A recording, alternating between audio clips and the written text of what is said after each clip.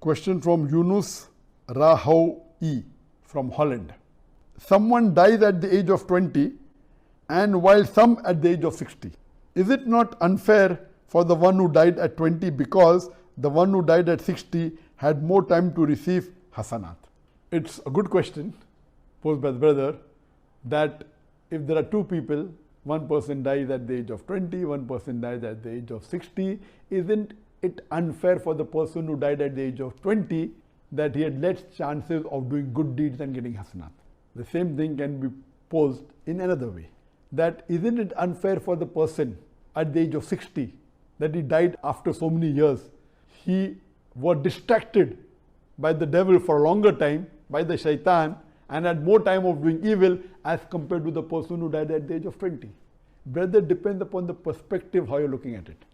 Whether it's at the age of 20 or 60, I do agree with you, there are chances of doing good deeds if you live longer, but there are chances of doing bad deeds also. You may not know that the person at the age of 20 was very good on the straight path, later on he diverts, and at the age of 60, he starts doing things which are against the Sharia, starts doing shirk and goes to Jahannam. So it is not depending upon how long you live, it is how well you live is important. When you have an examination, you study for the full year, some papers are only for 1 hour, and the full year's test is taken by the teacher in 1 hour. Some examination papers are for 3 hours. Some examination papers are 2 parts. Part 1, 3 hours, part 2, 3 hours. Irrespective of that, depending upon the type of question asked, the judgment is given for the full year. Similarly, whether you live for 20 years or 60 years, Allah subhanahu wa ta'ala has ilm ghaib. He has knowledge of the future.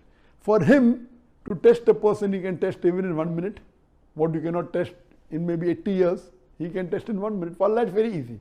So according to me, it doesn't make a difference whether the test was for 20 years or for 60 years. And it is not an advantage, neither disadvantage. It is one type of a test. So based on what you have, how well you lead is important rather than the time. So it is not unfair at all. It is not unjust at all. It is pros and cons. Depends upon it. And Allah subhanahu wa ta'ala is the best to judge. He is the most wise. He knows how to judge. And on the day of judgment, no human being will ever complain to Allah subhanahu wa ta'ala that you are unjust. They'll only say that, please forgive us. Allah will say it's too late. So the justice of Allah subhanahu wa ta'ala is so accurate. Allah says in the Quran, in Surah Nisa chapter 4 verse 40, Allah is not unjust in the least degree. Hope that answers the question.